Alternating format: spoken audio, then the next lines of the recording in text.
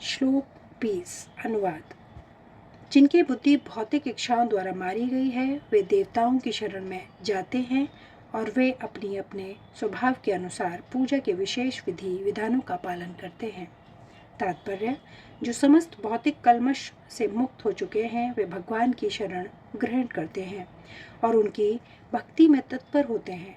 जब तक भौतिक कल्मश धुल नहीं जाता तब तक वे स्वभावत अभक्त रहते हैं, किंतु जो भौतिक इच्छाओं के होते हुए भी भगवान की ओर उन्मुख होते हैं वे बहिरंगा प्रकृति द्वारा आकृष्ट नहीं होते, क्योंकि वे सही उद्देश्य की ओर अग्रसर होते हैं।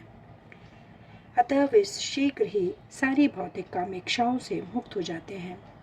श्रीमद् भागवत में कहा गया है कि मनुष्य को चाहिए कि स्वयं को वासुदेव के प्रति समर्पित करे और उनकी पूजा करे, चाहे वह भौतिक इच्छाओं से रहित हो या भौतिक इच्छाओं से पूरित हो या भौतिक कल्मश से मुक्ति चाहता हो, जैसा कि भागवत में कहा गया है।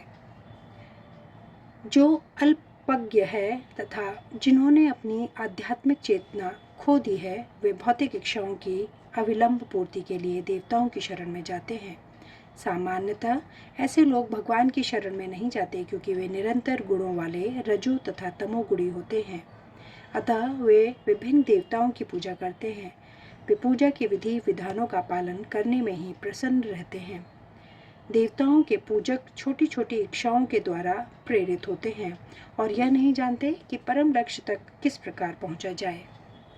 किंतु भगवत भक्त कभी भी पथ भ्रष्ट नहीं होता, क्योंकि वैदिक साहित्य के विभिन्न उद्देश्यों के लिए भिन्न भिन्न देवताओं के पूजन का विधान है।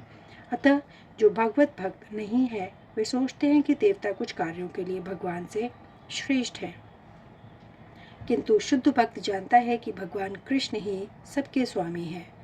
चैतन्य चरितामृत में कहा गया है, एकल्ले ईश्वर कृष्ण आर सब भृत्य, केवल भगवान कृष्ण ही स्वामी है और अन्य सब दास हैं।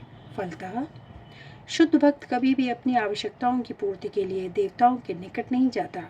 वह तो परमेश्वर पर निर्भर रहता है और वे जो कुछ देते हैं उसी से संतुष्ट रहता है। श्लोक 21 से आगे का वर्णन अगले वीडियो में। धन्यवाद। जय श्री